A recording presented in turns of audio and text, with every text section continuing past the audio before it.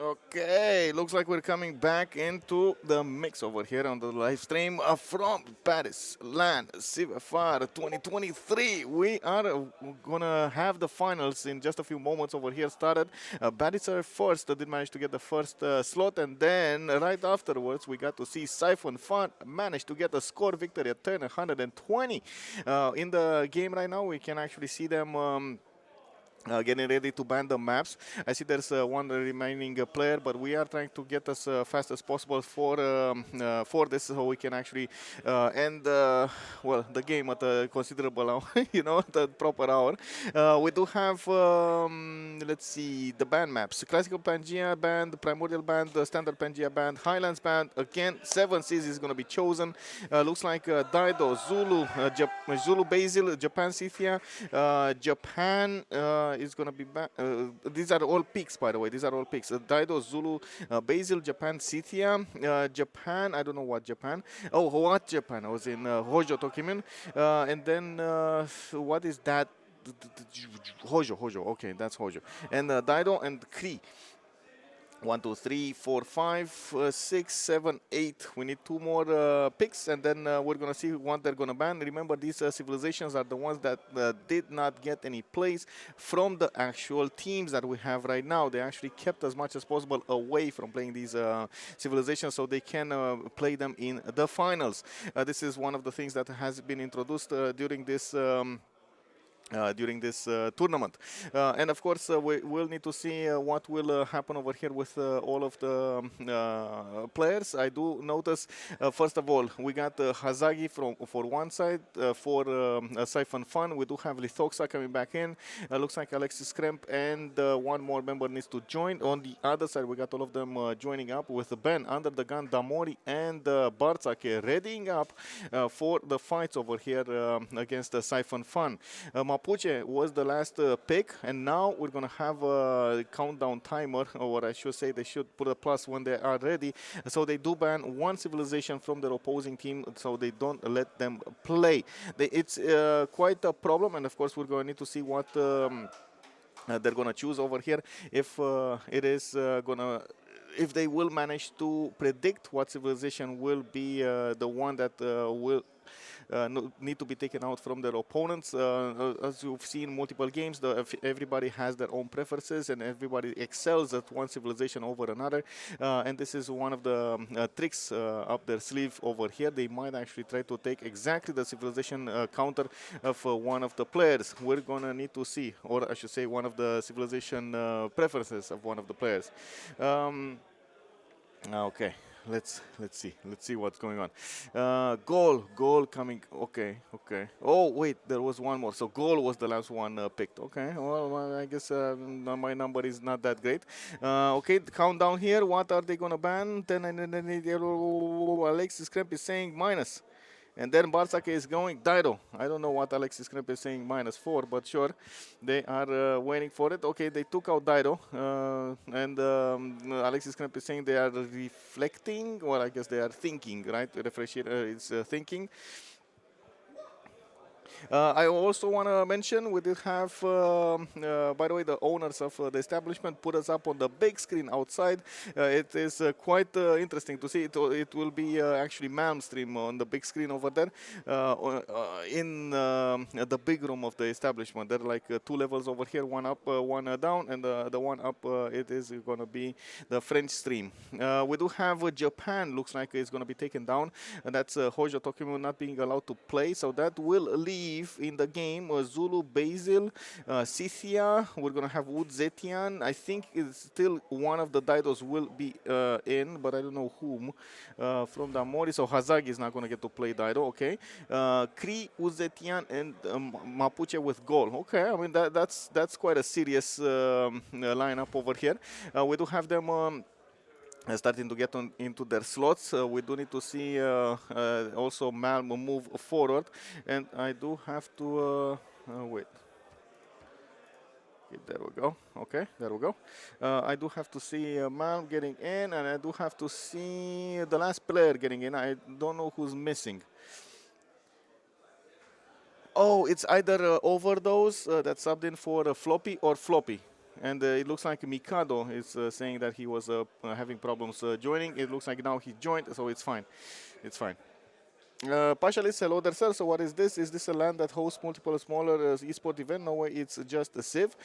You mean the establishment? The establishment, it's like a normal esport area in which oh, give me a second, by the way, in which a lot of people just come and have fun. They have console area up above, like the first floor, and downstairs they have like a viewing area with I would say a little bit of a studio, and then on the other on where we are, there's like a big room with a lot of computers and so on and so forth. They also have like a BYOC area, bring your own computer area. That's, I think that's the one behind me over here. Sometimes you saw people come in, they put their laptops, they plug in with how to say, with the internet and so on, and they get to play. So now we're getting in. One sec.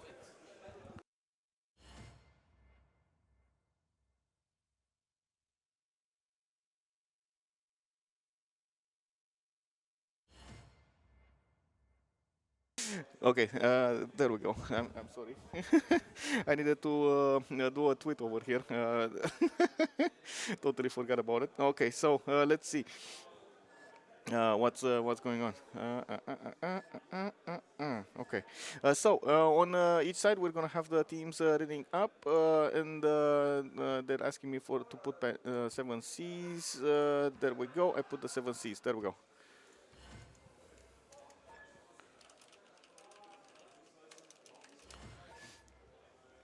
Okay. Bum, bum, bum. Okay. Done. It is done.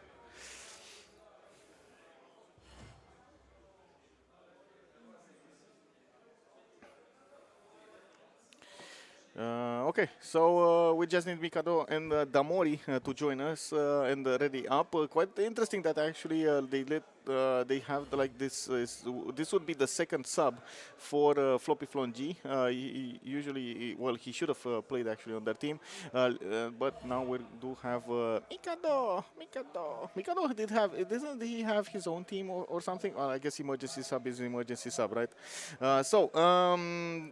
I think, Pachalis, I did answer your question properly over there. And if you have any more questions, please feel free to throw them in the chat over here. I'm going to do my best to watch as much as possible the chat and the game. Sometimes it well, does pose quite a bit of a challenge to do both because I have to move my head considerably on the right side. But anyway, it's fine. It's fine.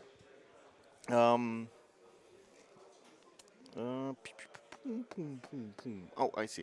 Okay, so let's watch what's gonna happen. I do want to put first of all finish the prediction. It was the right team that did manage to win the previous game with okay, that one. So I'm gonna put a prediction for how many remaps we're gonna have, and of course we can't really limit the players on this one. They do need to play on the map they feel comfortable on. Let's take a look on the first map. Looks like we're gonna have Phoenicia Damori to the northwest. Looks like he's gonna have a decent amount of coast to go for. I don't see anybody on his coast initially. Well, Scythia is relatively close, but I mean, I don't think he cares that much. It's his ally, and they might actually want to entangle themselves over there to get some extra trade routes. We do have Phoenicia with some fresh water from that river, and I do see his gonna get a few fish to improve here. No reef fish, that's gonna be a bummer, but you know, you gotta do what you gotta do. He has multiple 2-2s to work. Some geothermal fissures on the west side does give me an idea that there is a continent split somewhere a bit further away than he would ideally like. Not as easy as it sounds to actually get extra amenities from that second continent, and I don't see any second continent easy to establish also on the east side. Moving forward in the south, we do have Zulu. Hazagi is going to be an opponent of Dido, and that's going to pose quite a few challenges. I'm pretty sure Hazagi is going to try to push Phoenicia at some point to keep him on his toes. We do need to see also how Hazaki is going to try to benefit from this land. It doesn't look ideal land for Zulu. A lot of, well, coast. Not really, you know, the best civilization to go on the coast there. And from what I can see, the freshwater kind of forces him to go to the north anyway with that river. He does have a few lakes also to the southeast, and I'm pretty sure he's going to need to figure out exactly where his opponent's coastal civilizations are, so he does not actually settle on their on the same coast. He does have a possible 2-2 base to the southwest if he moves, and a possible 2-2 base to the north. We will see what he's going to choose here. Moving forward to the east side, of course, we did take a look at the Siphon. Pokovka did get settled on that lake, and it does look like in the capital he's going to have a horse tile with 3-1 fertile to the west side. He does have also a banana that he can use the extra food for, and we do have to see how he's going to try to put down those kurgans from an incipient part of the game. We do have him with Byzantium relatively close, and from what I can see, they are on opposing teams. It is going to be quite a challenge over there to see how they're going to manage to do this. I'm pretty sure Scythia is quite a beast at the beginning of the game, especially going against a nation like Byzantium. Byzantium is not really well known for its immediate power. He does take his power, but a little bit later in the game, and most of the time it shines, goes crazy with nitros when he hits the tagma timing with Crusade and so on and so forth. It does turn into a proper beast. Now in the north, it looks like also Ngulumapu did get settled there. That's another nation played by Ben but better on Batisseur first. He's what I should say, Batisseur Premier. We do have Ngulumapu between the mountains. He doesn't have that very good breathtaking appeal over here. As you can see, he only has a few tiles, and I can like see two of them, for example, only two of them. He might actually need to chop that rainforest to the south and make it a little better. That might be something. Anyway, his Shemamuls are going to be lacking, but he's still going to have the extra +5 against the civilizations in a golden age, and I'm pretty sure his next door neighbor is going to be in a golden age. On most of the time in these 4v4s, we do have them going for this. You know, we do need to see also how the things are going to evolve over here, how is he going to try to expand his settlements and go to the north or come to the southeast, try to put as much pressure on Byzantium as possible. Now, Byzantium does have some space to go to the southeast, where he is going to have Gaul to trade with, maybe to go for some coastal settles over here, but at the same time a lot of mountains will block him from settling and making the most out of this land. We do have him with freshwater from the lake. Looks like he's going to have a settler coming up in 7 there, and I do hear a lot of noises in the background. I don't know if you guys hear them, but anyway, Phoenicia with color of Portugal, that triggers me. Yes, I totally get it, man. I'm sorry. It happens. It happens. Sometimes, you know, the randomizer just doesn't do it justice. Let's take a look at the northeast here. We do have, Zetian. This is, Zetian. Zetian over here is the one with the spies, isn't he? Target city that turn, receive a free spy after discovering defensive tactics. Yeah, Zetian. With the 3-2 banana in the capital, we have 2 more turns to take a look at this. It looks like he's going to have quite a few camps that he can improve, not to mention pastures. I see 3 honey tiles in the capital city with more to the southwest. Oh my god, another 4 to the southwest. That's going to be a lot of gold if he goes Goddess of the Hunt. In the south, we do have gold. That, again, it's not in the best position ever, but he does have some of these quarries, and I do see strategic resources in the south that he could use to increase the adjacency of the working oppidum. And now, in the east side, he's going to have Cree. That is going to be his opponent. In the north, he's going to have Lithoxa. That is going to be his... Oh, wait, what? Yeah, opponent. That's no, that's his ally. Never mind. Lithoxa is going to be his ally. Now, on the right side, Cree Barsake, looking at the last one to talk about here. Finally, we actually see for the first time a Cree that has 4 pastures in the capital. That's going to be massive over here. Not to mention, he does have some reef fish to increase his food. He has bananas, the 3 2s, and I do see multiple chops available for him. We do need to see how he's going to try to play this spawn. He can settle coastal without that many issues, and on the east side he doesn't have that big of a problem with the Hudson Bay. I don't see anybody easy to go for when it comes to I would say a seafaring nation, right, with the naval powers. So he's going to try to evolve his empire here without that many problems. We do need to see also what he's going to do. Looks like they're pumping some gold into him for those Okchitaus, trying to get some return on investment there from taking out the opponent cities. He did start to expand to the north here with how to say, the warriors. Now he's starting to go to the southwest towards Gaul. He's going to find out about Gaul. He's going to find out. Oh, wait, maybe not. Wait, is he? No. Oh, wow. He's actually not going to find out about the Gaul. I'm actually quite curious. Where is Mikado gonna go for? Is he gonna go north this time, and then we'll see Okchitao go west? Yeah, he's going west. Okay, so they will meet each other. They will maybe. You know, I don't want to say it again, but maybe they will meet each other, because there is a possibility they will not meet each other. This actually brings me up. Really quickly to put up the team names. I think we can work a little bit on this. On the left side, we do have Siphon Fund, and on the right side, we do have Batisseur first. Okay, let's actually open this up. There we go. There we go. Okay. No remap vote? Well, it's a 10-10. We're putting it at 10-10. Did they meet each other, by the way? Multiplayer helper, remap vote. Did they meet each other? Yes, they did meet each other. Okay, Mikado didn't even move his scout, though. Whatever. They did meet each other, and that is it. So they have limited vision. They did not declare war to actually see any kind of loyalty over here, and they will try as much as possible to get a decision based on the land available to them. They did try as fast as they could to get the scouts out. He saw the Sipi River, so he knew. Okay. Oh, you mean the Cree River. Okay.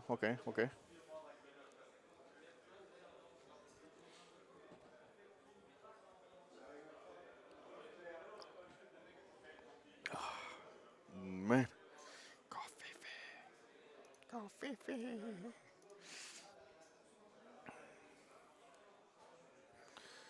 Both teams remap. Okay. Both teams remap. So whatever happens next, that's it.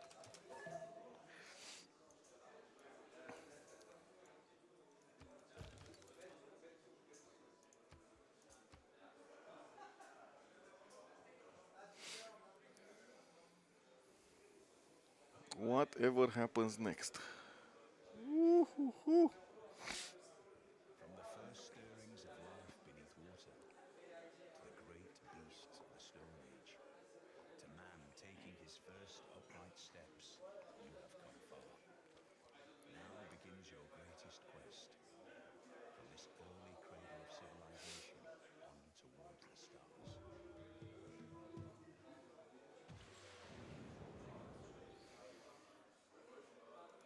Okay, waiting for everybody to load into the new map, and we're gonna see what this evolves into. Byzantium this time is actually on an island, not really the best place he could be in, but we're gonna need to see if he's gonna manage to do so, to do great in that particular place. We do have Hazagi also with coastal settle on Zunu, again not ideal. I guess quite a few spawns over here will force the players to play a little bit awkward. We do have on the same seas Phoenicia, which actually might fight. Wait, no, they're on the same team. No, they're not. Damori is actually gonna go against Alexis here.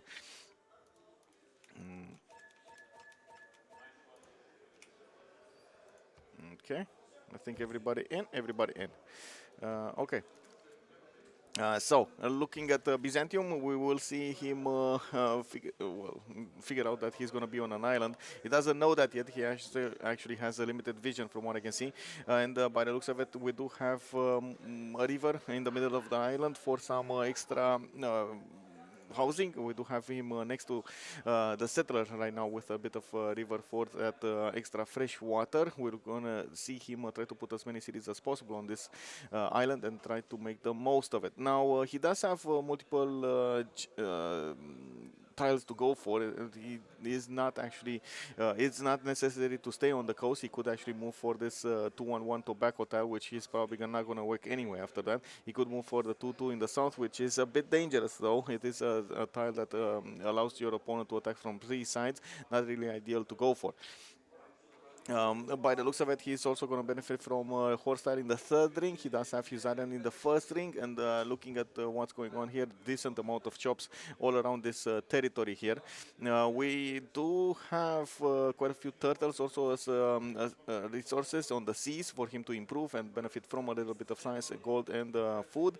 We do need to see if he is going to have what it takes to handle Phoenicia.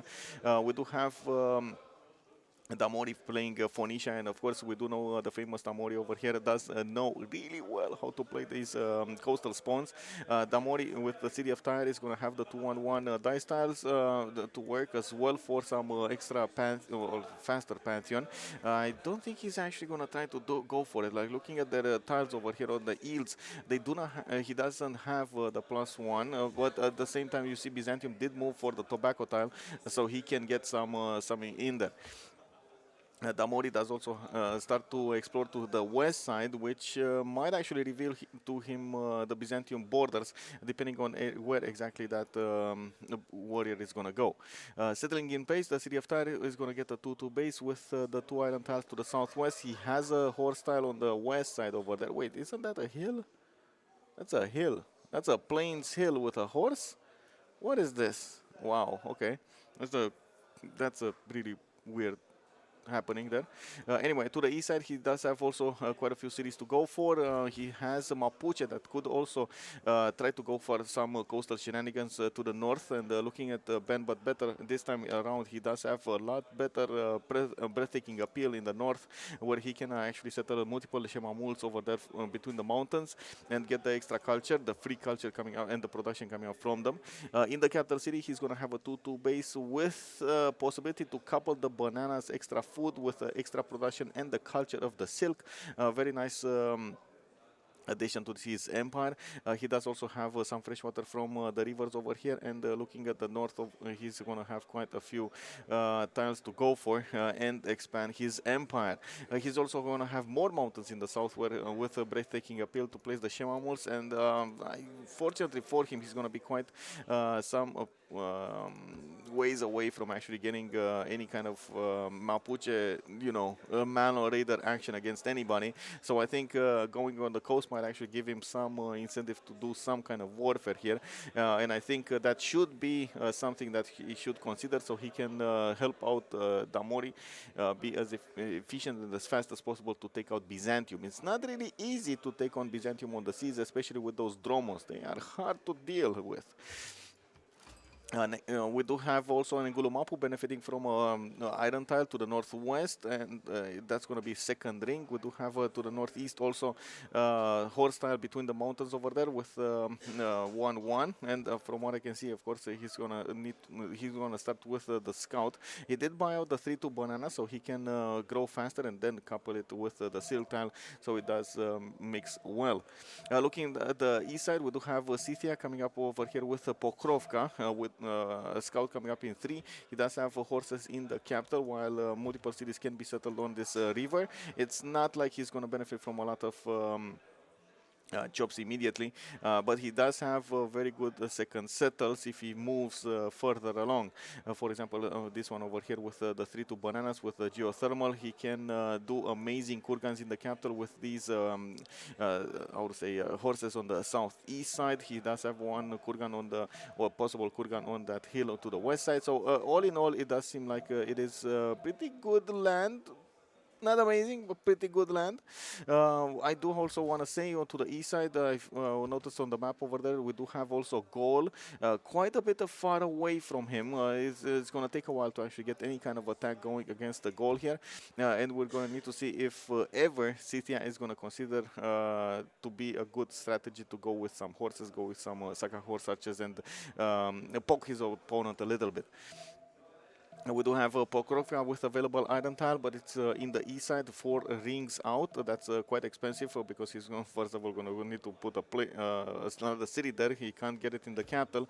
He does have horses in the capital as well as the 30 rings out on the east side with more horses in the 4th ring. Now he's going to use the scout to try to get some visibility over here from the beginning of the game, and we're going to need to see what is he going to choose to go for. The east, the south, the west, the north. What is going to be his first opening statement here with a settler? On Cree, actually, this time we do have... wait, it's good, it's good, it's good, it's good. Okay, one truffle, one cattle. So okay, one truffle, 2 cattle. It's fine. It's okay. Not amazing, but it's okay. You know, plus 3 gold, plus 3 fruit from each of those trade outs. It's still okay. It's still okay. He has another city his CD that he can he can settle to the northwest. I do see quite a few of these rivers for the fresh water that he needs to go for. He can set up defenses against the goal in the south. Mikado over there is going to actually be between quite a few opponents. He's not going to be that easy to take on. Kurgan on iron gets iron or no? No, it doesn't. Only, as far as I know, only, I would say, districts. If you put them on iron, gets you iron. All other improvements don't work. Also, hello there, sir. Funny guy. How are you doing? How are you doing? Good afternoon. We do have Barsake starting to get his Ochitaus out. Last game, last map, they did put some gold into Mikisi Vocic to get him the next, how to say, to get him those Ochitaus. So I think they're going to put this time around also. I see on Barsake already 60 gold, so I'm pretty sure they want to put some pressure on it.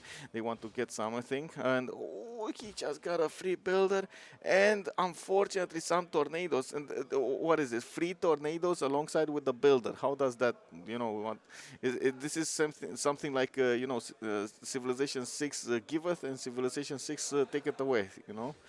Anyway, he did get an Octitao now. He's going to start to move to the south with, to the north actually. That's the only direction he doesn't have to go for.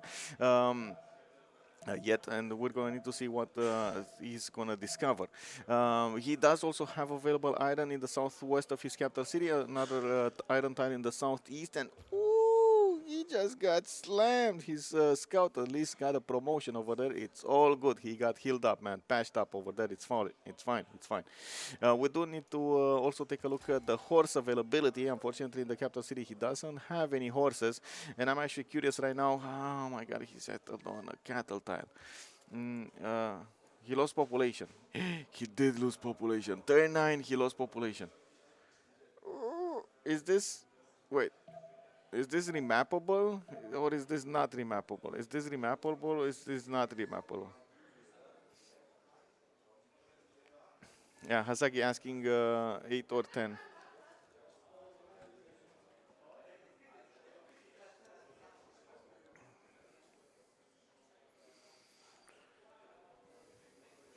Dorothy is not in Kansas anymore. Old Triangle, hello there, sir. Good evening, good evening.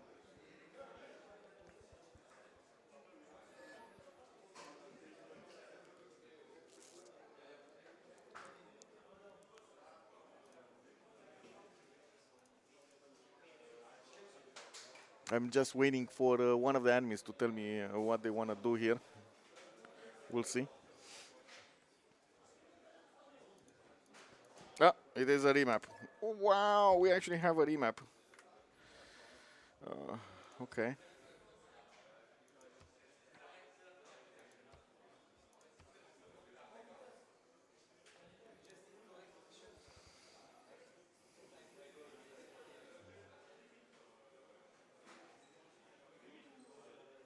we got a remap. Oh my god, I was, oh come on, man, I was so excited about this. Oh, really? I was thinking Mapuche coast, Tamori coast, going against Alexis Krem Island. He would be so explosive over there. We had free simming. We had Scythia in a relatively free sim situation over there. Oh my god. Anyway, we might see this again. Oh, this time Hazagi is on an island. Oh, this is worse for them. I mean, if there's one nation that you want on an island, it's definitely not Zulu, and not on the seven seas, man. Oh, that is just sad, bro. That is just sad. Oh man, he's gonna. I'm pretty sure he's not gonna be happy when he's gonna find out about this. Well, we will need to come back to him when we're getting here. And by the way, he has Phoenicia also on the same coast. Woo-hoo-hoo. Okay, so Barsake coming up here with a possible rice settle. This time around, he is going to have the 1, 2, 3, 4 bonuses in the capital city. He does have, well, if he stays in place. If he doesn't stay in place, well, he's going to remain with only 2 if he goes for the rice tile. Now, we will need to see what he's going to choose here. He does have a powerful harbor if he goes coastal, but again, Cree does usually like to play commercials just for the extra trade routes, so I can't really say he's going to be that happy doing something else. Rock on Fire, there is so much milk over there. Milk. Yes, yes. Rode Fachman, good evening, sir. And the island is just big enough to not be a technical. I know, right? It's just you get. It's just the right size, just the right size. Now we do have the Cree over here with Paititi. He's going to have a good TT to the northeast that he could settle. He's going to also probably want to be coastal with quite a few cities over here, especially if we're going to have Phoenicia over here. Do we have? Oh, wait. This is not Phoenicia. Oh, Scythia. Scythia. He's going to have Scythia to trade with. It's fine. I mean, they can definitely trade with each other on the coast here. It's going to be fine. They do have in the northwest China to fight over. Lithoxa over here is with Woods Zetian on the coast. On Barsake, we do have Iron Tile to the south, 2 rings out, and I do see Horse Tile on the east side, that's 3 rings out.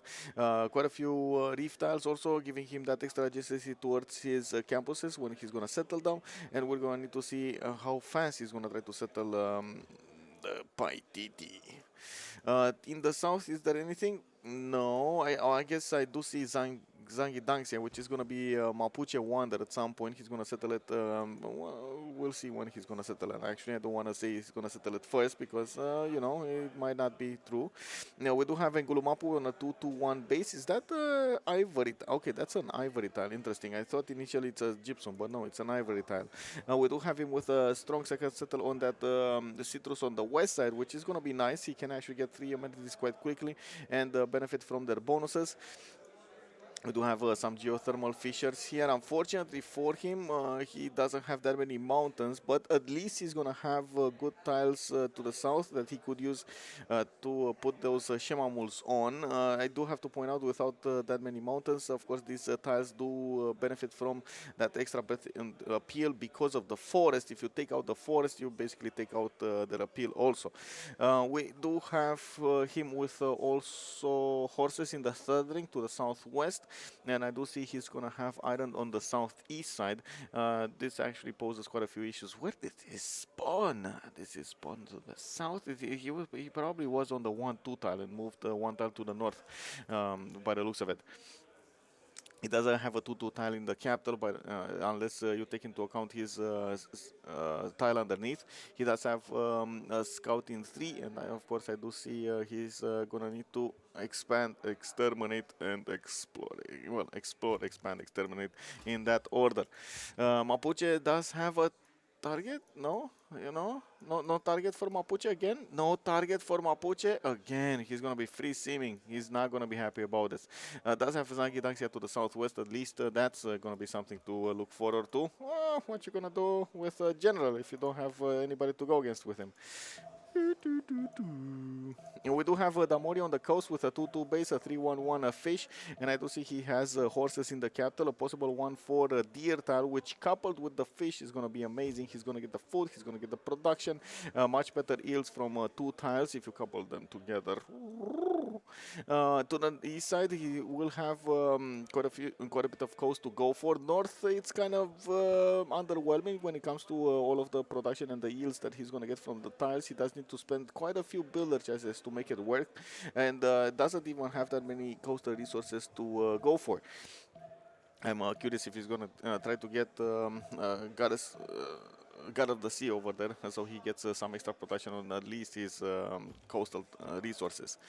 We do have him with a few islands that he could settle, and he is on the same seas as Zulu in the south, which is going to give him a target to go against, which again, it's going to be quite amazing to see the war that's going to spark between Zulu and Damori. Zulu on this side. Oh wait, whoa. The city of Tyre does benefit from horses in the second ring. I do see he doesn't have any iron at the beginning of the game here, and it doesn't look like the iron spawned close to him unless he actually settled on it and we don't see it.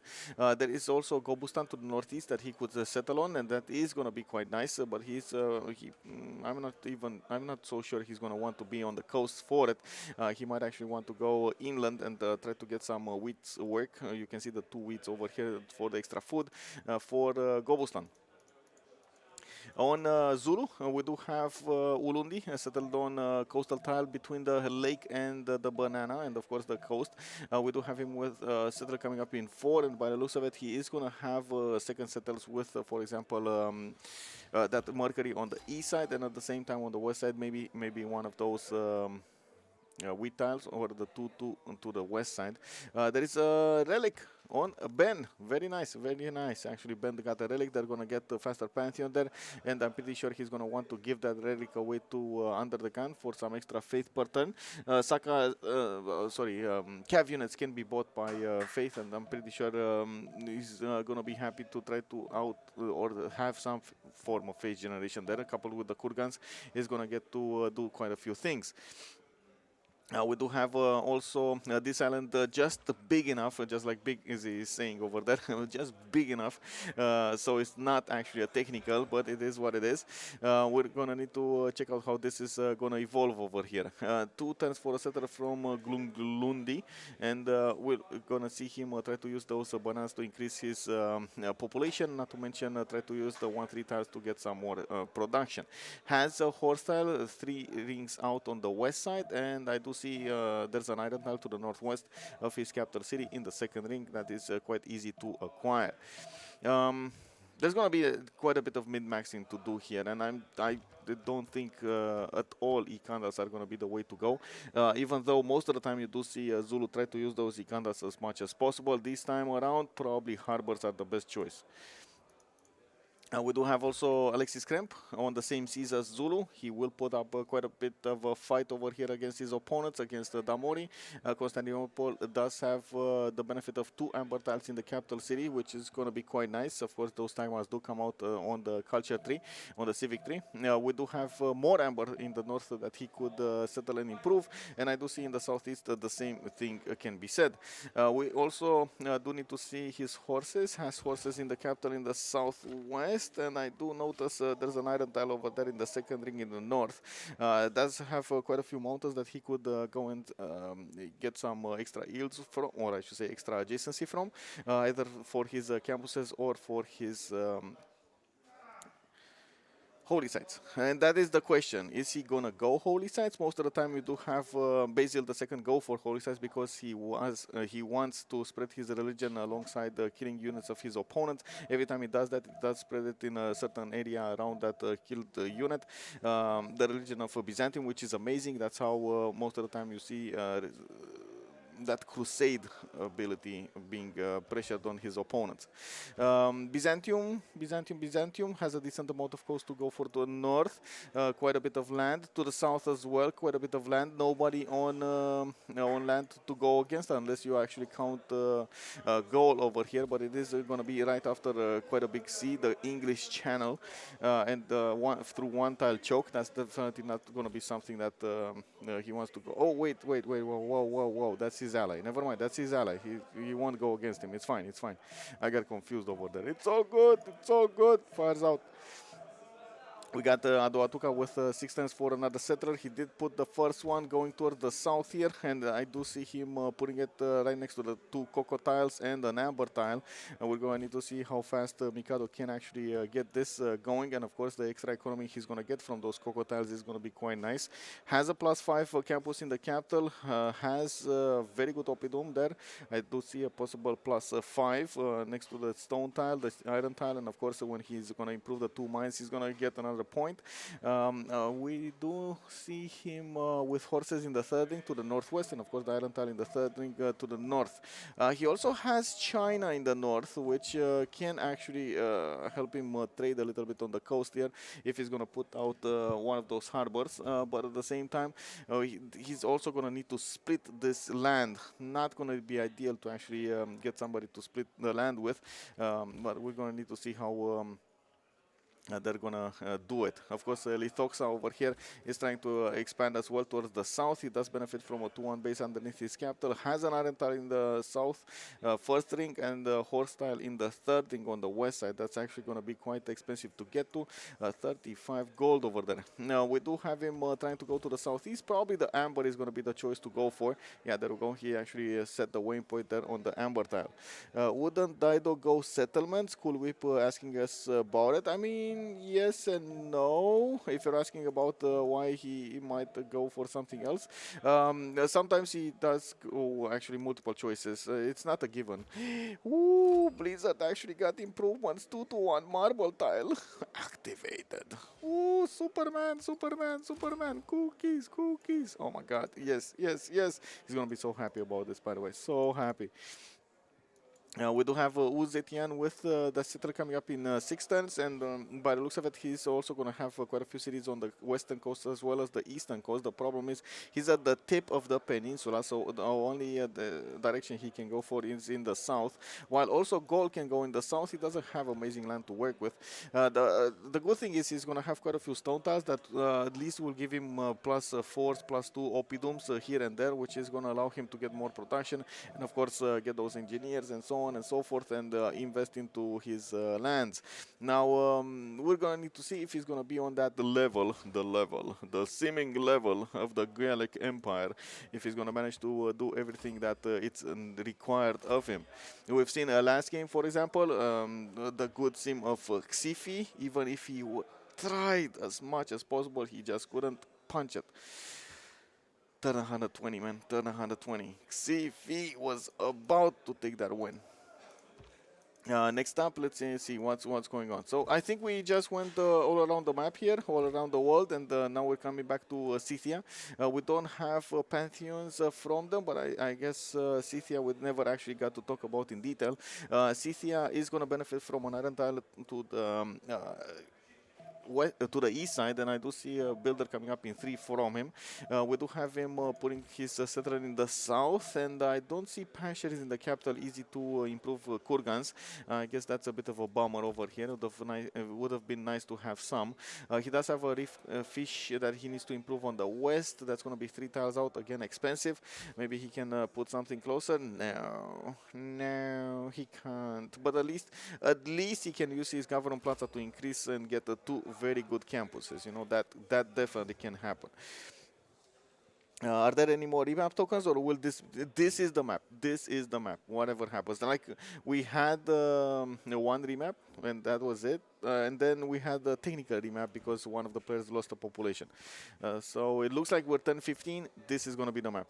Let me actually complete the prediction over here and also allow you to vote for the next tier prediction. Who will win? Is it left team or right team? Left team, right team. Left team, right team. Left team, right team. There we go. There we go. There we go. Who will win?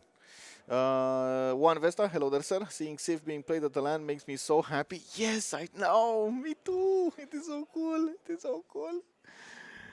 Okay, we got builders coming up from Pokrovka. Looks like we do have quite a few second settles appearing on the map here.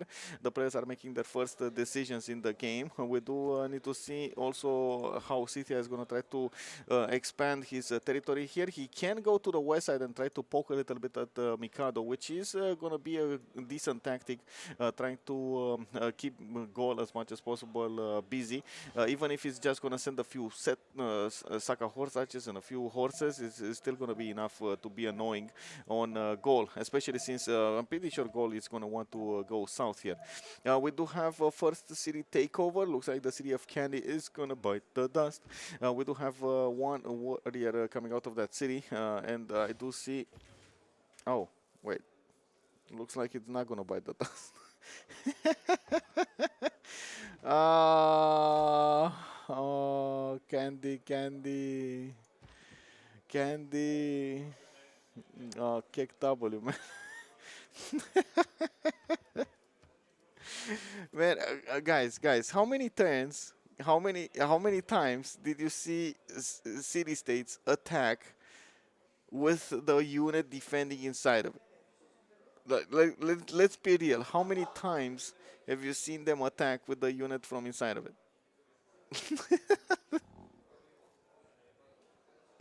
Oh man, that feels so bad, bro. I'm quite curious what Candy's gonna do up next. Of course, the city is well. The animation says the city is still under siege, and it looks like he did try to attack a little bit more in the northwest and in the south. Wait. How did he? What? Kick W? How is this so low HP? Why is this guy at so low HP? Because I'm pretty sure it's not the Canny warrior, and the warrior in the north did take quite a bit of a beating anyway. Like, is this like an invisible unit that attacks every turn or something? It's so weird. Candy is the strongest. I mean, we've seen it quite a few times before. Also, right? Oh man, oh man. Give me a second. I want to see something.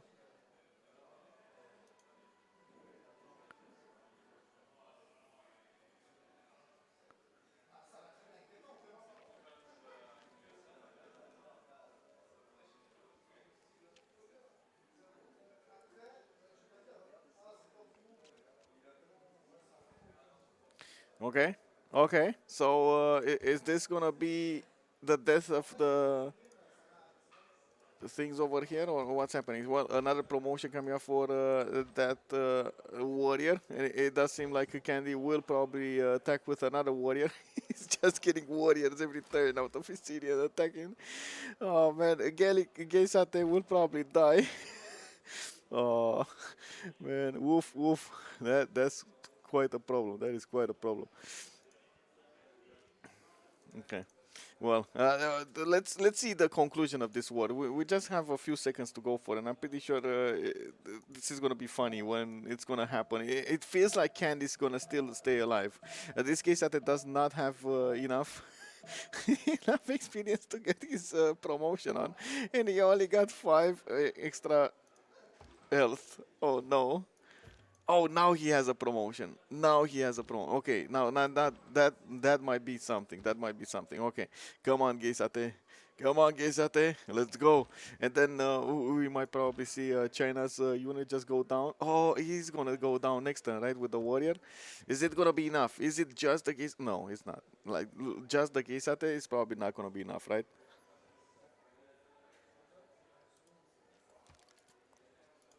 Oh man. Yeah, it's not enough. Not enough. Anyway, let's take a quick peek on the cities, if they do have any pantheons, really quickly. I see Phoenicia just got the eyes on Antioch. He knows where his opponents are. He's getting about him, so he puts eyes with the boats as well. 3 cities from Zulu, still no pantheon. We do have a pantheon on Mapuche religious settlements. Okay, very nice. And let's come back to Candy. Candy. What are you gonna do? He has a warrior coming out. Oh my god. It actually killed 2 units and it's about to kill the third. Massive failed over here. Unfortunately, Lithoxa is not going to manage to get the free city state over here. Candy is too strong, man. Too strong. F. F, F, F. Definitely too strong. We do need to take a look in the south. It does look like Scythia did manage to put that third city to the southwest, Pazirik, and he is putting his builder in the water so he can improve the fish. He's starting to also use the internal trade routes, so he increases the production in Genolos, which this, I gotta say, it is a good Temenaki city if he wants to go for it. Now, let's quickly take a look on Ngulumapu. He did choose religious settlement, so he is going to have extra production towards building settlers, which he just started doing, by the way, 5 turns away from happening in Ngulumapu. We do have a trader coming up from Pikimumapu, and I'm pretty sure he's going to use it for extra production. We do have quite a few cities that he could go for on this land, and oh my god, he killed the Geisate. The Geisate died. And Candy, oh my god, no. Like right now, Candy's level of muscles is through the roof, bro. He just ripped his clothes off. Wow, we got Bibrax also settled in a non-freshwater position. We do have him actually settled on one of those cocoa tiles. I mean, they went for the cocoa, they stayed for the cocoa, you know. We do have monuments coming out from Adoatuca. Samorobriva is starting to train slingers, so they do have something to defend with. There is a warrior over there coming up from the south, and still no pantheons. Tyre is getting a few more binding or production points into the binding. He did get LPQI in a position to benefit from Gobustan, but he doesn't have enough food to grow that to very high population. He's going to need to get a builder and improve the wheat tiles if he wants to couple those with the Gobustan tiles. Wheat tiles, food, Gobustan tiles, production and culture. We do have also next turn to take a look at Zulu. Zulu did pick up Goddess of Tides for the extra culture he's going to get from his tiles.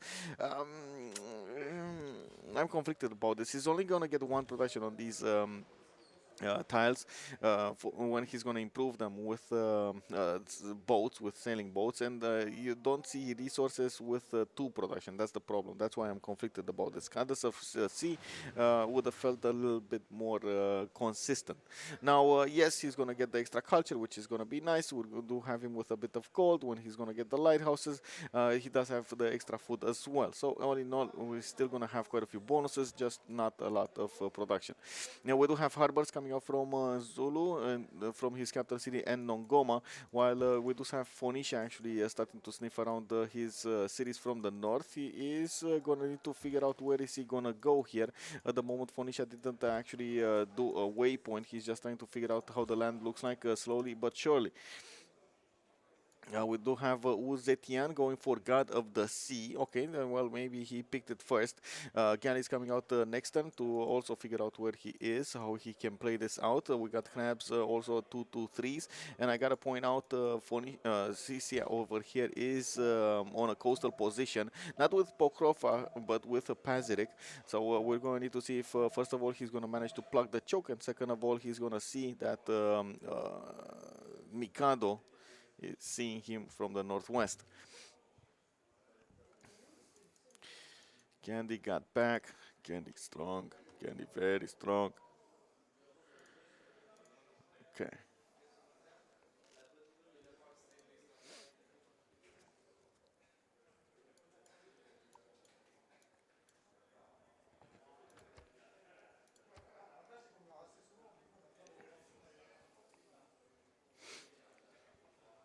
Okay, we got Ganis coming up from Pacific so he can see what's going on.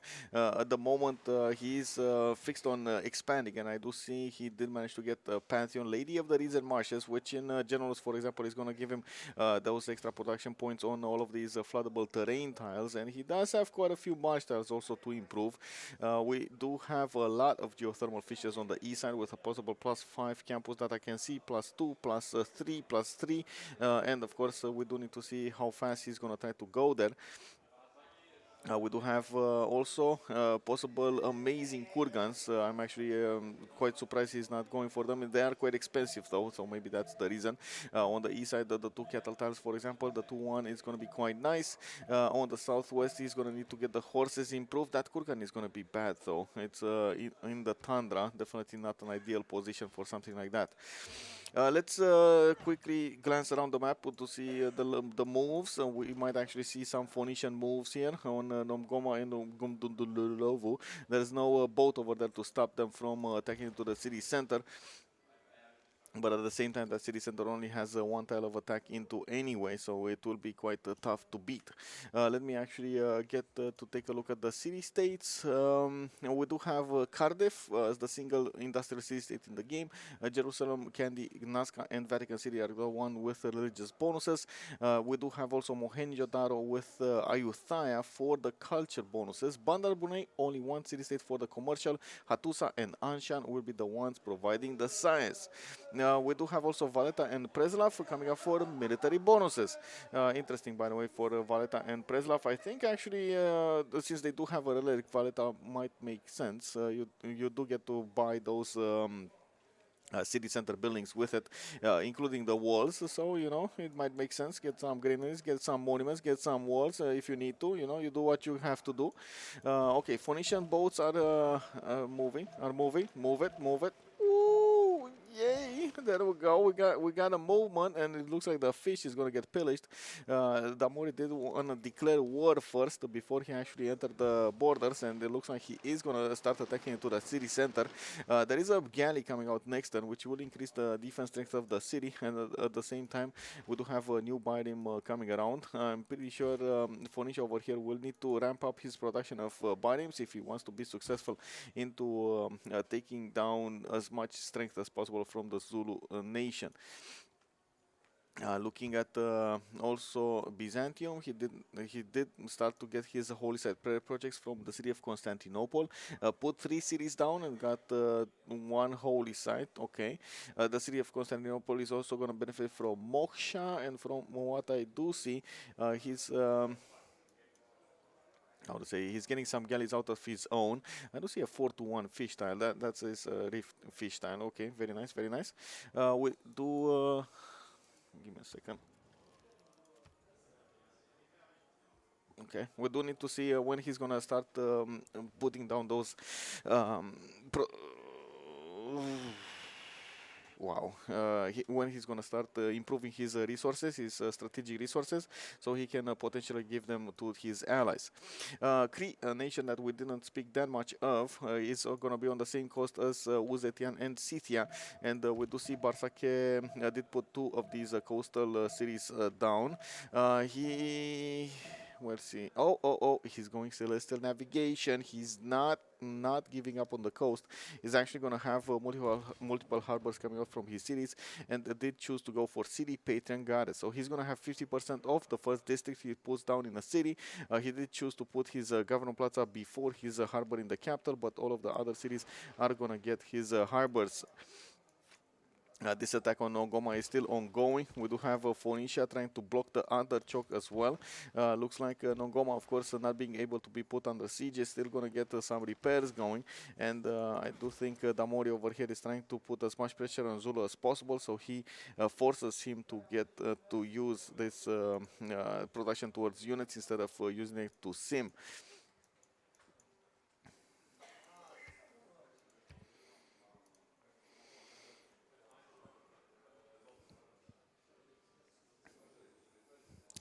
Four more turns to go for the Golden Age. We do have Hazagi lagging a little bit behind with 17 out of 19. We do have Alexis Kremp with 17 out of 19 as well as Litoxa on 16 out of 19. Actually, the whole team has a problem except Mikado. Mikado is 21 out of 19 points. Very nice, very nice. Government Plaza coming up from Hazagi. I'm actually very curious how this is going to develop here.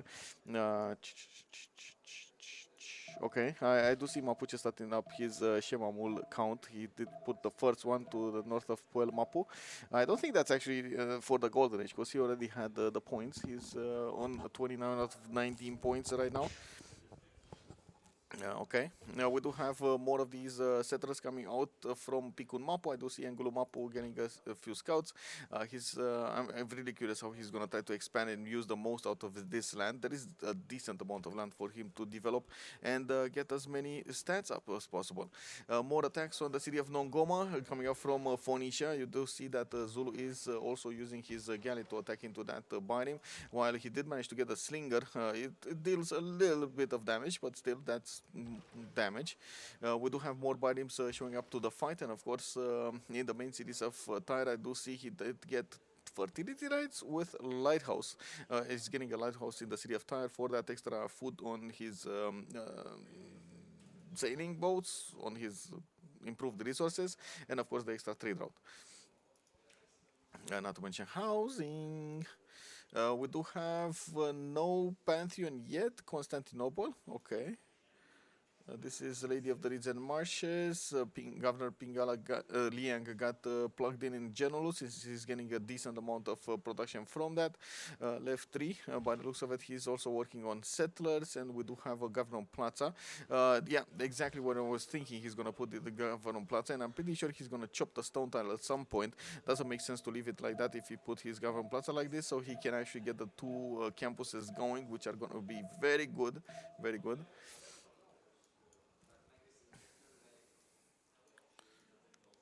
Oh, hello, Damori Bairim. Oh, that's a dead Bairim. Okay, that's a dead boat also. Okay, okay. Well, doesn't look like that Bairim is gonna die. He could keep on pounding on the city. He needs to be a bit careful with the moves over here. Byzantium is bringing his own galleys, and by the looks of it, the Mori at the moment does know about them. You do see the warrior over here has been keeping an eye on that choke point over there. Very good positioning by Damori to actually realize the movement of his opponents and how he can actually counter them, or if he needs to counter them. There is one good advantage on Hazagi. He does have 12 science with 12 culture. Is plugging in Moksha in the city of Nongoma, while he did start up with Magnus. We're going to need to see if that's going to be enough. Ben already started his commercial acquirement. We do have Mapuche putting down commercials here. He doesn't really care about anything else at the moment than expanding and getting some extra gold in. We're going to need to see how fast he's going to manage to get the economy going for his allies. At the moment, he's on 5 gold a turn. Not massive, I gotta say. 7 science with 14 culture. We do have 2 more turns to go until the next era, and we do see most of the players, actually all of the players, didn't manage to get their golden ages. It was just a little bit slower, but they did manage to get there quite quickly. We do have also Barsake managing to settle the city on Paititi, but not really benefiting from the era score. He's going to need to get another one soon. We do have Ancestral Hall coming up from Mikisi Vuacic also. Let's see what's going on here. It looks like Damori was forced to retreat from the city of Mongoma. He does have multiple items coming around there, and we're going to need to see how this is going to evolve. Looking at the Great Prophet screen, Byzantium is starting to get the Great Prophet points. 18 important. That means he did put in one project. And looking at the yield tab over here, he is generating 23 faith a turn. We do have him building more of these galleys out, so he can trade the punches with Damori's biomes. Now it doesn't look like Damori at the moment is going to have that many of these to use to improve. We'll see. On goal, we still don't have any Pantheon. How many times I said it, never put Gavenplatz on the coast with the frigates is troublesome. Well, it's not really on the coast, is it? It's not really on the coast. Are you talking about something else? Are you wait? Well, I guess this one on the tire. Yeah, I guess there are quite a few players that actually put it. Cree put it as well to the northwest. Let's see, Piku Mapu coming up here.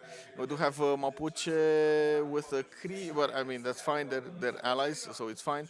He's just scouting out there for him. Barsake is having the benefits of an Occitan, a level 2 Occitan, which will get the benefits of Alpine and Ranger promotions. While in the Northwest, he is going to need to figure out how many cities he can actually put over there. Good evening, Perhan Sean. Hello there, sir. I talked about Cree. Yeah, talked about Cree. Yeah, indeed, indeed. He's getting Ancestral Hall, so he is preparing to put as many of these settlers as possible to the north and to the east over here. It's going to be quite something. We got greeneries coming up from Mistavasis, and I'm pretty sure he should actually start at some point to get the fleet out, especially when he's going to find out about Guangzhou, Chengdu, and Shenyang. Let's actually take a look at Lithoxa. Lithoxa does have a decent amount of vision, while on the other side there is no vision on Lithoxa.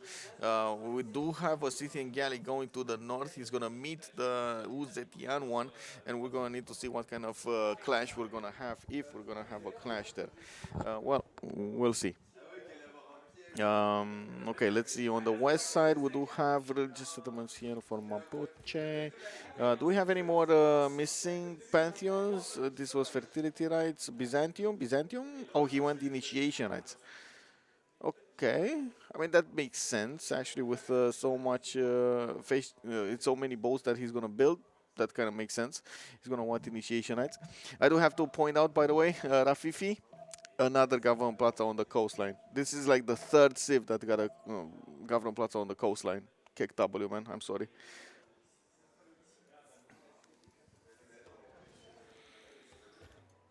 Okay, Temenaki coming up from Generals, where he did manage to improve quite a few of those farms. I do see he's benefiting from the extra food from them, and he's going to need to couple them in triangles. We do have another settler on the east of Pokrovka, Shertomlik, that's going to be coastal, and of course we're going to need to see if Komskromsta is going to be happy building up that campus. It's 12 turns from finishing, and he does have some extra production coming up from those floodable terrain tiles, but not a lot of it. Definitely is going to be better when he's going to get the Temenaki and going to get these other tiles on the east, the marsh tiles. Okay, we got Byzantium starting to push towards Phoenicia's main cities. Phoenicia still is building his audience chamber, and he's trying to get his settler out.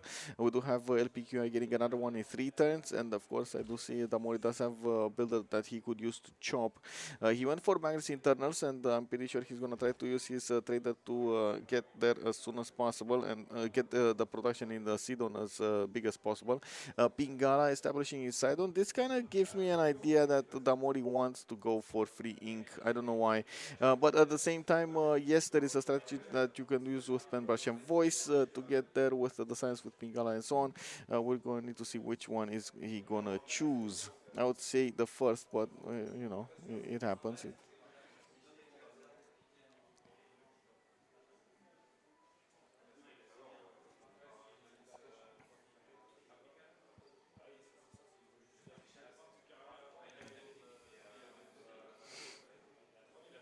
Oh, we got a message here from Kolo telling us good game, everything is good, choose for the final, blah, blah. He's also asking us to prepare the PC. Anyway, it's fine. We got audience chamber coming up from Adu Atuka. Gold did start to put down his Opidums and is benefiting from a decent amount of production at the moment. 38, sorry, Mikado is 57. I gotta say, Damor is not that far away with 46. The Barsak is on 46, 47 and 46 also. Ben is also 43 on Mapuche, which from what I can see, he's using to get city parks. Again, he's going for city park strategy. We got the Magnus plugged in Angulu Mapu. Aliang is going to go pick on Mapu, and he's going to start getting his markets out. The city park strategy does work quite well on Mapuche because you do increase the appeal of the tiles around it. That's one thing that I think it is a bit under used over here on the city parks. Let me actually show you. Plus to appeal to adjacent tiles. You can imagine getting the production and At the same time, getting these city parks to increase the amenities in your city is going to be awesome over here for Mapuche. He's already +6 happiness in his capital. I'm pretty sure he's going to need to spread that love around into all of his cities. We do have to the northwest also Barsaka getting another settler to move on Paititi, while Mixivochi is probably going to expand to the north, direct north of that city center. We do have an attack coming out from Zulu onto Phoenicia. He's plugging out the chokes between him and his opponent's empire, while Phoenicia is going to go for his fourth settle. At the same time, Hazagi is going to try to get a campus out. That is going to be a +2 next to the mountains and the 2 rainforest tiles. And you do see they are turned 34, so they are actually in their golden ages. Hazagi with Penbrush and Voice Golden Age. We do have him on 12 science and 23 culture. He's also benefiting from 25 gold a turn, 41 production, 40 food. Alexis Kremp, Monumentality Golden Age on Byzantium. He's on 7 science and 20 culture, 27 production, but only 29 food also. That's not that big. We're going to need to see him try to get more cities out and try to get bigger, because I'm pretty sure Phoenicia over here is going to be quite strong. We do have Mikado also with Penbrush and Voice, 9 science and 22 culture. He's on 5 cities, did manage to get to the courtroom, and right after he got it, the city exploded. The city volcano exploded, I guess. And we do have more settlers coming up from his cities otherwise, and he's building up audience chamber in his capital, trying to get his cities to a higher population level, a higher plane of existence. We do have Moksha in Samarobriva. That's going to need to get plugged in over there and to provide him some extra culture and a little bit of faith. You need a little bit of faith. While it talks, the fourth member of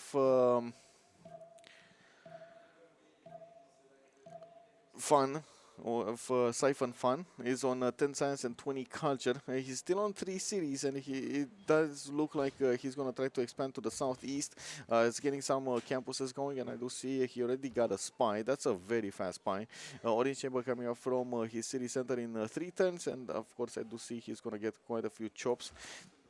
Or he's going to try to improve those tiles, and one of the two. I think he's going to get the chops, but anyway, it might happen. Honestly, I would improve the tiles just because, like, there's not really that much that I could use around it, and there aren't that many heals to use, so you might need to use everything that you get.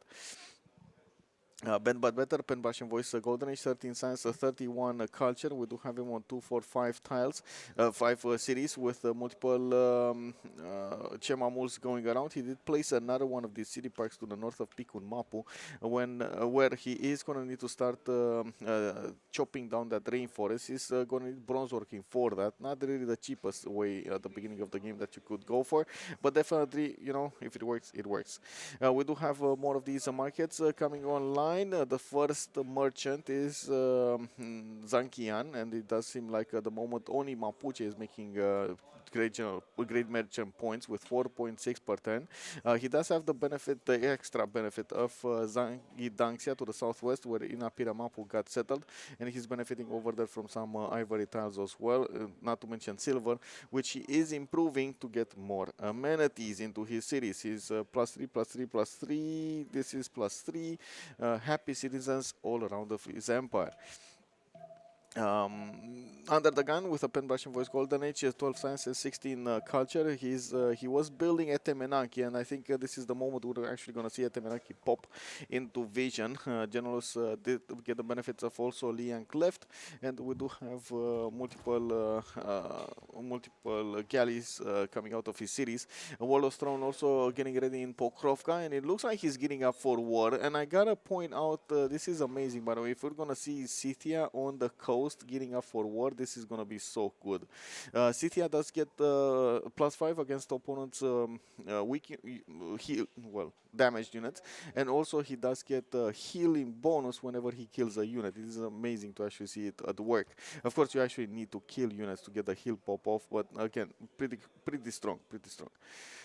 He can always take candy. Yeah, I guess he can take candy from, I don't know, from the baby. But the baby didn't want to give him candy. That's, yeah.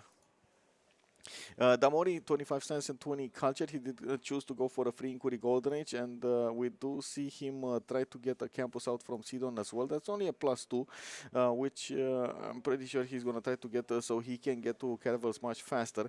He has a bit of an advantage on Hazagi. I wouldn't go that crazy to say that, oh, he's first over there, but definitely having the 4 cities and having the benefits of Gobustan and at the same time getting Pingala in Sidon does make sense to make us much of a boom as possible. We do have also Phoenicia coming off to the east of Sidon, and I do see he's bringing out a settler that will allow him to get another city that could pump out units, and he's getting a few biomes as well. This means he will get to attack into the Byzantium galley line without that big of a problem. Actually, we just see the total destruction of the Byzantium navy right here, right now.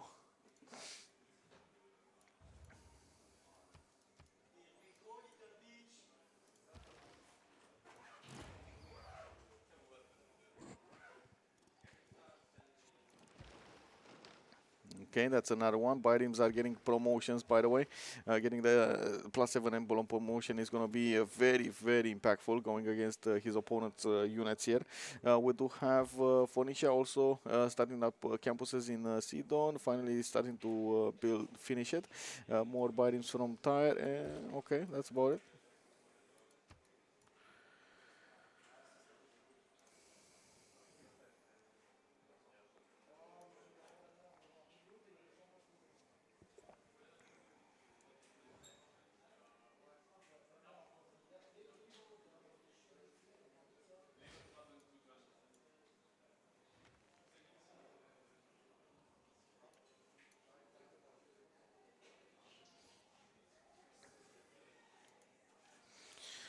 On Barsake, the last to talk about the Golden Age here, he did go for a pen brush and voice Golden Age. He's getting Masonry and Feudalism, and we do see him with the 4th city, with Kisanian settled to the northeast.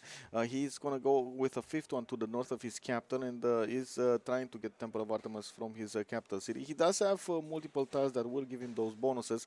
Also did go for his own city parks. That's going to be quite an interesting empire to go for. A +6 already in that city, +3 over here, +6 over here. He's going to be very, very happy. Especially his capital is going to keep on being happy with the Temple of Artemis. He also might need to chop a few of these tiles, especially I would say the quarries, the stone tiles. That's a decent amount of production that you can get. I see he also popped 2 of these meteor sites because he has 2 heavy chariots coming out of his cities here. At the moment, there's like no bonking from Scythia into Woods-Etienne. We do need to see if Scythia is going to actually try to go Navy or something else. By the looks of it, from generals, he's going to get a harbor. We got Sherton League for a harbor. So it does seem like he is preparing himself for some form of attack when it comes to the boats. If they do manage to take out Lithoxa out, this is going to be extremely impactful.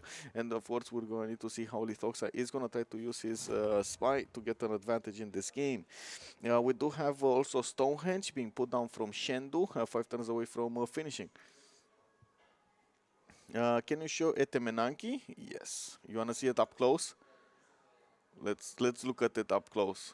Look at it. Oh my God! Look at these tiles, man. Look at these tiles. The 4-3-1s, the 3-3-1s, the 4-3-1s. Oh my God! This is so good. So good. So good. Unicorn Pig, hello there, sir. Good evening, good evening.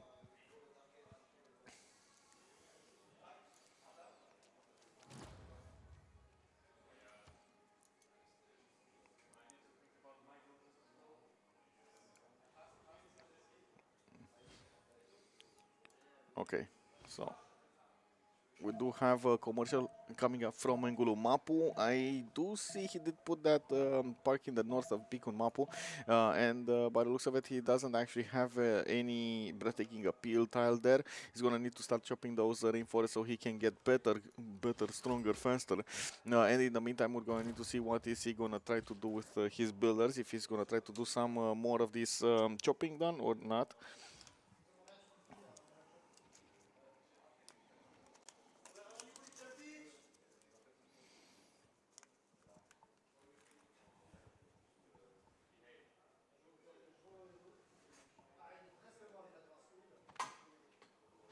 Oh, I see. The Lone 75, I take my hat off to you. How many hours of commenting will you have done this weekend? Uh, I think I'm coming up on 30 hours this weekend. Uh, yeah, I don't know. So now it's 7 hours and 25, and I'm pretty sure we're gonna go to 10. Give me a second. I'm gonna find out. Asking the real questions over here. Um, so I had 8 hours and 41 in the first stream, so let's go 8.5 plus 10 hours yesterday, 9:46. So 18 hours and a half, and today 7 hours. So it's we're coming up on 25, 26 hours this weekend. But I mean, it's a land, right? It doesn't happen every day. It needs to be over there. And I'm gonna get home and I'm gonna chop, and get the games, split in the proper sequences, and I'm gonna put them on YouTube. If you guys don't know my YouTube, by the way, just use exclamation mark YouTube, and you can see over there all of the VODs. I do try as much as possible to cut the beginning and so on and so forth, so everything is fine. I also add some details in the descriptions with the teams, the labels, and the competition details. We do have a holy side coming up from Wiska Kisane, and this is going to be surprising. What is he going to try to get here? We did have a first religion coming up from Byzantium, and of course you do see those dromos coming out. This is going to be a very dangerous moment for Phoenicia. We do have harbor shipping projects coming out here from Phoenicia. Gaius Julius is going to be the next one. Looks like Chris, Zulu, China all have quite a few points, very, very close to it. You're going to go home and have a good sleep. Yeah, well, I mean, tonight, right afterwards, I would still want to get a little bit outside in Paris, even if I'm tired.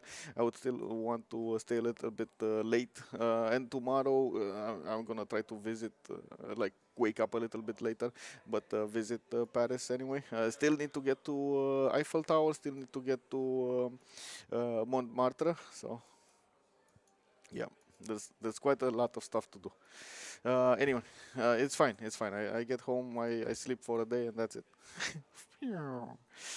Like I said, it's not every day that I actually get to Paris, so might as well try to enjoy it.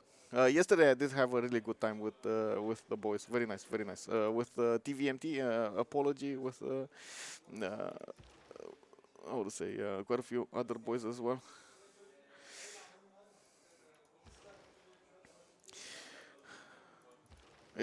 For some reason, I have a bit of a problem remembering, like connecting faces to names, but that's just until I get going. It's fine. I'm sorry. Anyway, coming back to the action here, the Dromos are coming out from Byzantium, which will pose a big challenge over here for Phoenicia. We do have Phoenicia trying to take out as many of these Zulu galleys as possible while he's getting some experience points.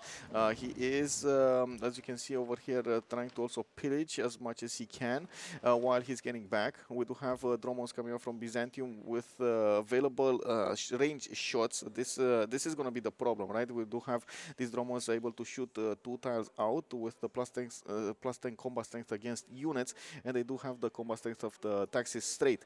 The religion of Byzantium is Zen meditation with a crusade. He's getting that amenity in the city with a district, and at the same time he's he's spreading crusade all around. And so usually the strategy is to try to keep as far away as possible the units from your borders. Sometimes it's easier said than done, but most of the time we've seen the players manage to do it properly. We're going to need to see if Byzantium is going to manage to tear down the defenses of the Phoenician navy, and how many of these Dromos are going to get in. He's also benefiting from quite a bit of movement over here. The Dromos are for movement, so they are quite fast to catch up on these Phoenician units. Harbor shipping projects coming up from Phoenicia. He knows he's going to need to get through the first admiral, so they can reveal the medieval Renaissance ones. And of course, Rajendra Kola is going to be one of the most craved ones. And talking about this, I see Gaius Julius just got picked up by Cree. A foreign fleet one. a bit unfortunate that Damori is in a 2 versus 1 situation, but he's not going to give up that easily. And you can see, of course, he's doing some last moves over here, not actually allowing Alexis Krem to properly react to this.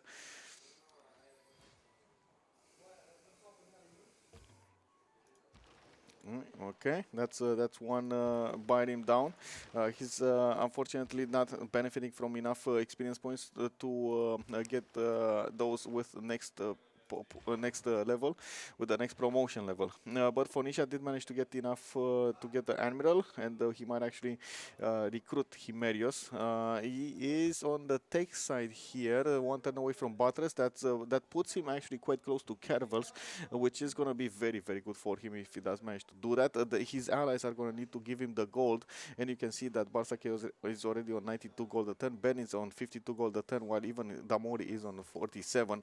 So it's just a matter of time. If he can get enough boats out, and if he can manage to withstand the attacks of his opponent over here, Byzantium, the wave of Dromos coming against him might be he might survive all of this. Phoenicia can actually pick two of them. Can pick Zenki as well. I don't think he should, but yeah, he can pick two of them. We do have Pikumapu also getting some horses. I see Ben is still needing to expand over here quite a few tiles. He did manage to get two parks in such a way that he's gonna get another one of these breathtaking appeal tiles between Puen Mapu and Pikun Mapu.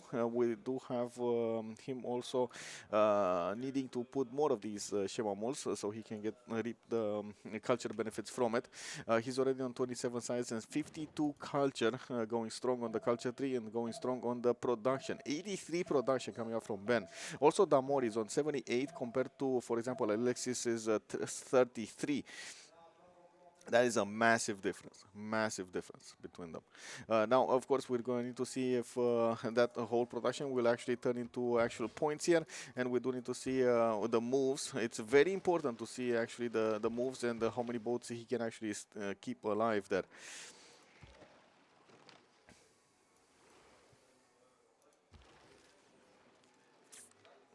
Okay, we got 2, 4, 6 Dromons with one galley coming against LPQI, and of course every turn here we do have Byrims coming out of his cities, sometimes one turn, sometimes two turns. We'll see how this goes. Zulu is also going to need to start building up a fleet in the Eels tab. Zulu is 35 science with 38 culture. Looking at the tech side here, he is 2 turns away from Buttress, but it will take a while until he actually gets to cartography. And thinking of this, did he actually get a... No, no, no, no, no. So Himerios over here, no. Oh, okay. Oh, look at this. Tamori actually got it. He got Rajendra Kola. Very nice from him. He actually is gonna get an extra +3 combat strength. That is gonna be amazing for his survivability over here. Didn't activate it yet. I don't think he did. Yeah, he did not activate it yet. He doesn't have it in the city of Tyre. He's going to need to get that extra +3. That is going to be quite important. Having Himerios and ability to activate that, it's going to give him a possible +8 if his opponent doesn't actually benefit from Great Admiral. We do also need to see how Scythia is going to want to play this. He did poke a little bit on Shenyang, trying to force China to get some defenses going. China is the designated gold generator on their team, and you can see they have a massive problem when it comes to the gold generation. He's only on 37 gold a turn. Mikado is on 26. They just don't have the gold generation where they need to have the gold generation. And this is a bit of an issue here. Scythia also starting to get some granaries going, so he gets more population in the city of Pokrovka. He did go for Warlord's Throne.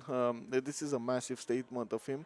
And the biggest thing that I have to say here is this harbor should have been outside. This harbor, even if it was like a +0, it should have been outside. Like I know it was a hard choice to do, but that's not going to allow him to get boats out from his capital city, which is usually the most productive city in the empire anyway. Well, in this case, it's probably Generals, but you know what I mean. 32, and Pokrovka is 18. Oh my god, Genelus, big, very big, very big. Petition to move capital to Genelus. It got bigger, stronger, faster. And we do have a POSIV Assassis. Looks like quite a few builders also coming up from Mr. Vasis Mixiv Wachik. Aktaka Coupe is going to get one also. We're probably ending up on the feudalism timing over here. And the Barsake is, yeah, there we go, a civil service 3 turns. Everybody is trying to get civil service as soon as possible so they can give those bonuses. I do see LPQI does have a serious issue over here. He does have 26 strength, but these Dromos are going to start peppering away at that city center, and I'm pretty sure we're going to see either the warrior try to walk in or that galley try to bump against that city center and take it down. Well, I guess that's going to be one city taken away from Phoenicia, while of course cartography coming up in 3 turns does matter quite a bit. They will have quite a bit of gold. Barsake already 414 gold. We got Ben on 337, Damori 119. Every turn they are making a possible galley upgrade into a caravel, and they don't care that much about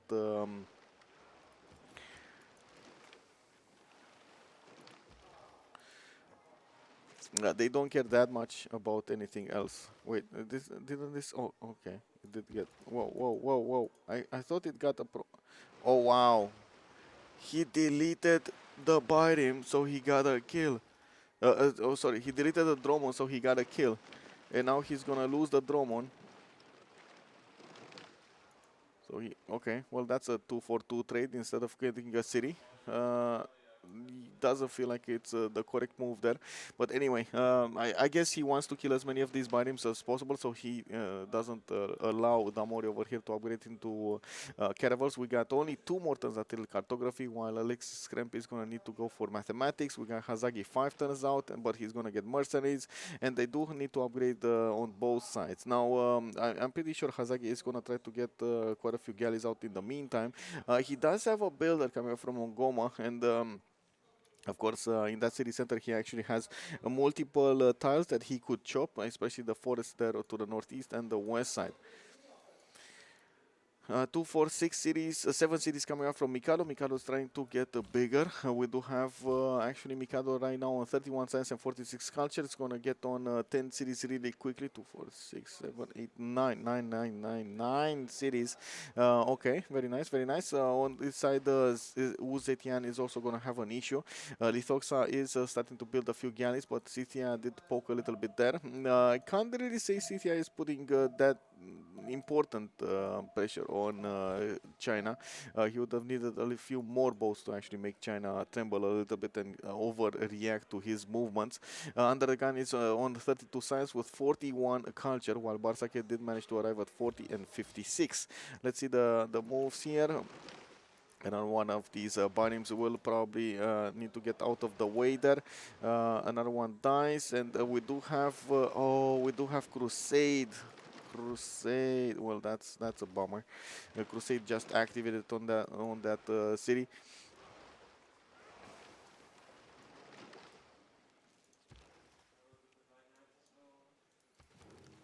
And next turn he's gonna get the upgrades. Next turn, I mean it's fine. And if Alexis Krem did not manage to take cities till now, it's fine. It's honestly at this point it's fine.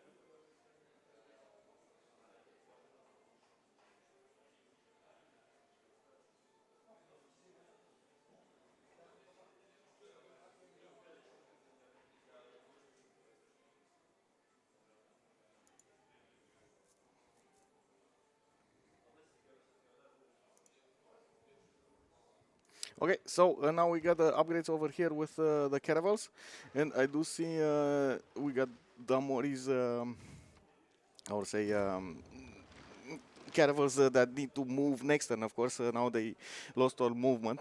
We do need to see also how this is gonna go for here, and it does seem like at the moment the Phoenician caravels, the Phoenician cities are safe. Even with the Crusade, these Byzantium dromos are gonna go down in one turn here.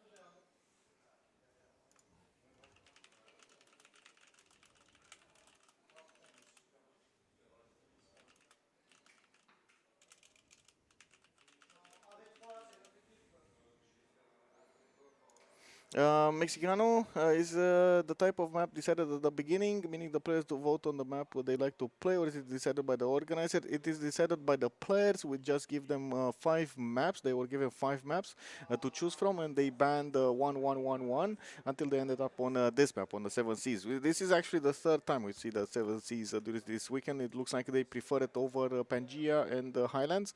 They had both Pangeas to choose from, Classic Ridges and Standard Ridges, and also Highlands, and another map that, oh, Primordial, I think it was the fifth one, yeah, Primordial.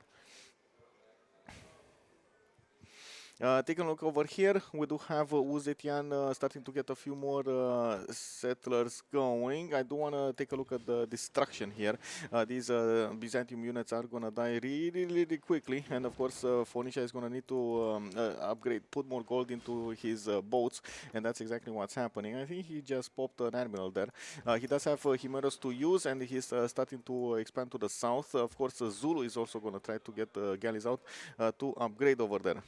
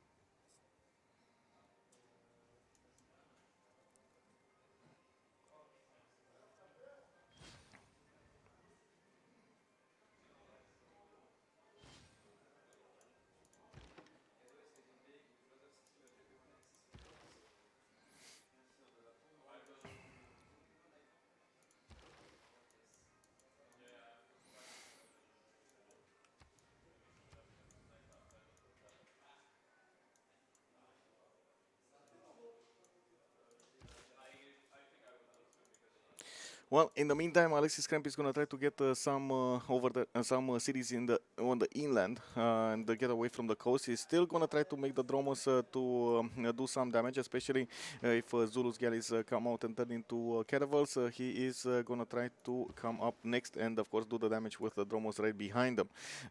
We do need to see how that is going to be like.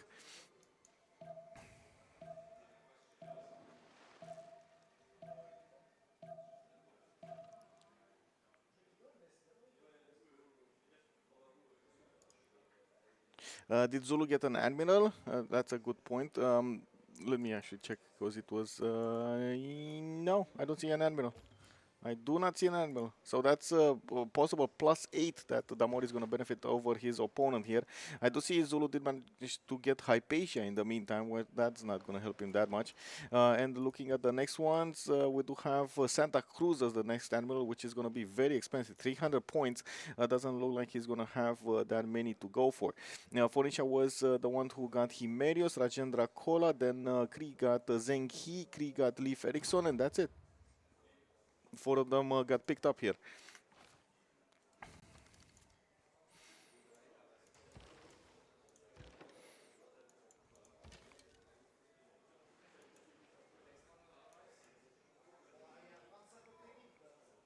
We got the more settlers also coming up from Phoenicia. He's gonna try to, he's gonna start to expand here.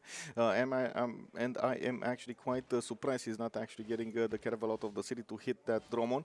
Would have expected him to do so a little bit earlier. We got the upgrades coming up from Zulu. They did manage to put quite a bit of gold apart, especially with mercenaries. Zulu is gonna manage to do quite nicely.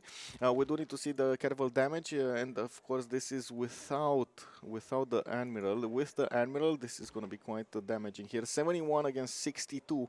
It is quite problematic for Hazagi, and it is of course we're going to need to see if Phoenicia is going to manage. Ooh, look at this damage, by the way. 79 against 62. We're going to need to see how many of these boats will actually remain alive and what's going to happen to them. Phoenicia is trying to get towards Anshan and try to do some damage over there. While I see they're running after a Zulu galley.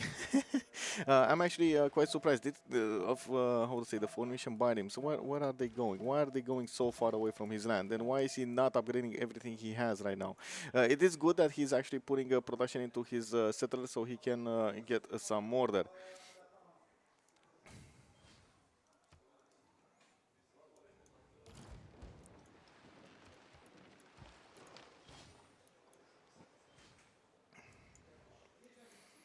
Aha. Now Damoris Carvel came out and he's gonna get a second promotion level, and look at that, he's gonna get a +10 against ranged units. We do have Phoenicia 1 sharing most of these, and there we go. It is going to be much harder to actually deal the damage against that caravel. We do have it with available heals if he doesn't move that much, and I'm pretty sure Damori needs to be careful how he's going to do the moves against the south here, against Zulu. Even if he does have the superiority in damage, at the moment in the southern fleet he doesn't have the superiority in numbers. It's still Zulu that will have quite a bit of an advantage over here if he does manage to overwhelm his opponent. We do also have quadrims coming up from Nogoma, Glundi coming up with quadrims. I do see quadrims in Gum Lovu. Dromos coming out over there from Constantinople, Sinop, blah blah blah. We do have also Guangzhou coming up with settlers, and from what I do see, we do have Phoenicia that needs to pre-build some of these frigates. He's starting to get quadrims out of the cities to the southwest.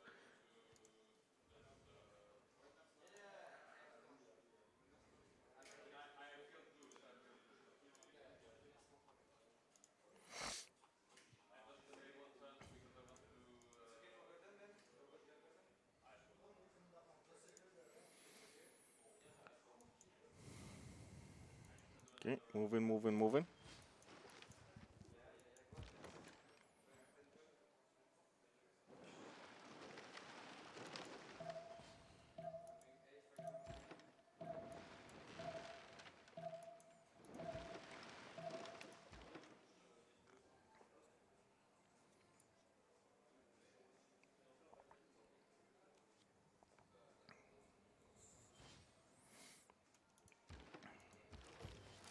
I'm actually very okay. Very curious what are the moves here.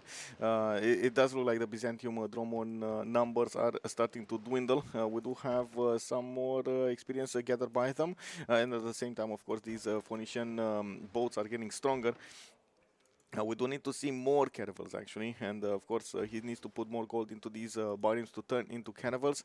I don't think he actually has mercenaries. No, he's actually 5 turns away from mercenaries, with square rigging coming up in 4. And looking at the niter count, nobody actually has niter from the game. So even if he's getting quadrims, he's going to have a problem getting the niter necessary. Barsake is going to try to get that for him, with military engineering coming up in 5 turns and mercenaries coming up in 2. We do have campuses coming up from PVFC Vasis, and it does seem like we do have campuses also coming up from the other cities. Miski Sivawachi coming up with industrial zones in 2, and I do see libraries coming up from the south as well. Aktakakup does have builders coming up in 3, and I do not see yet. Oh, I see. Oh, okay, more settlers coming out to the southwest, more settlers going to the east side. He's also coupling his economy with the Mapuche, which are which is going to help out so much, by the way, to generate the gold. They are already making more than enough gold for caravel per turn. Without mercenaries, you can imagine they can use the gold for whatever they need. Mikado still has the most productive nation in the game by 2 points only. Mikado is 139 points versus Ben but Betters on 137. Of course, Ben still needs quite a bit more science, and from what I can see, he did manage to get the extra production on these Shema mules, making them 2-3-3s. Very, very nice tiles to use. He did go for Ancestral Hall, and he's going to start spamming more of those cities soon enough. We're going to need to see how he is going to try to max out his Shema mule count, and at the same time try to max out his points. Now we do have also Mikado with 59 points out of 87. Oh, looks like Ben did get 17 points from somewhere. I think it was a bit of a problem with the cards rather than anything else. And we do see a counterattack coming up from Hazagi. He's trying to actually get into the Phoenician line of defense, while he did push as much as possible through the middle and through the west side. He got in through the west side because for some reason Damor is going for Anshan here, and this might actually distract him enough that he might lose his capital or something. It doesn't look like he is aware of what's happening to the west side, and of course Hazagi caravels might get in directly to the capital city. We do have another settler that's going to pop over here in the city next to those two banana tiles of Sidon. While he is going to start fighting his opponent over here on the eastern side. Damori is still going to need a few promotion points on his caravel so he can get them to the level 1, and we do have to see how these things are going to evolve here.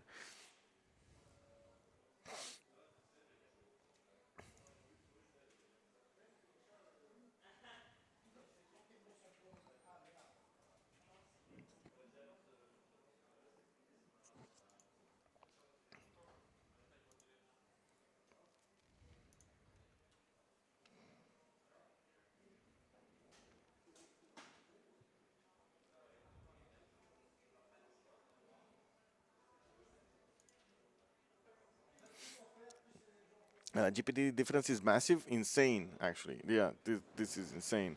Hazagi is barely making 21 points. We got Alexis on 3, we got Mikado on 39, and Lithox on 39.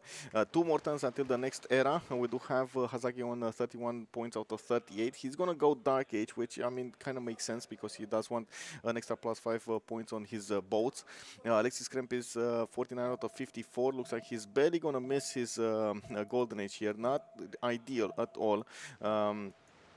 We do have Mikado, 49 out of 57, also needs 8 points to get there, and it doesn't seem like he's going to get that. Like one more turn and he needs 8 points. That's a lot of points in one turn. Lithoxa also 4 points away from getting his Golden Age. Ben but Better did manage to get it. We do have Under the Gun 56-51, did manage to get it. Damori is 57-61, so he's also going Dark Age for the extra plus 5. Barsake 59-59, he got his Golden Age. Now it does look like, unfortunately, the CDF tire is going to have a problem. It looks like Anshan is also going to go down. The sacrifice of Damori over here of his capital to actually get there. The capital will take quite a few hits until it goes down, but at the same time, of course, there will be quite a few pillages here, giving Hazagi a decent amount of gold, a chunk of gold. We do have also Phoenicia managing to upgrade his last caravels, and I do see he is starting to put them on the east side so he can start going and chipping away at the Hazagi caravels. There aren't that many left to upgrade, and of course Hazagi is going to try to go for frigates up next. He's on a square rigging in 2 and exploration in 2, which is going to matter a lot, by the way.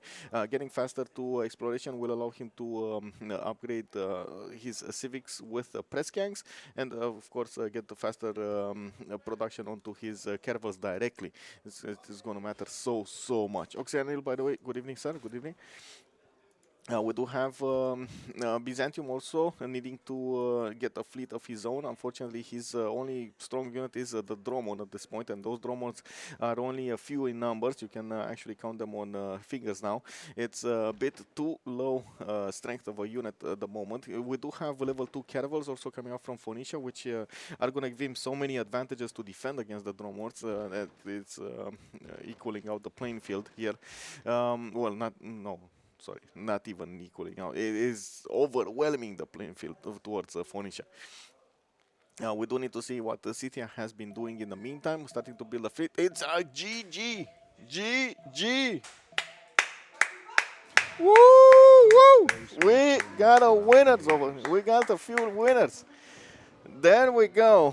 There we go. GG. Didn't see the end of the light, the end of the tunnel over there. We got Barsake, Ben under the gun, and Damori winning the finals of the CivLAN 2023. Paris Land. So quick. Yes, so quick. Wow. Wow. Okay, this happened. This happened. Woo, woo. Amazing. Amazing.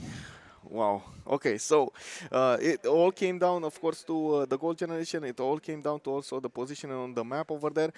Very, very nice moves coming out from Damori. He did the sacrifices exactly where he wanted to do them. And, of course, we do see what ended up being. We do also need to see how this is going to I would say no, we're gonna have to follow the CVFR Twitters to see all of the pictures and everything. And there's gonna be quite a bit upcoming there. From what I understand, Xana is gonna put them soon on Discord, and we're gonna have also. I'm gonna try to share them on my Discord as well.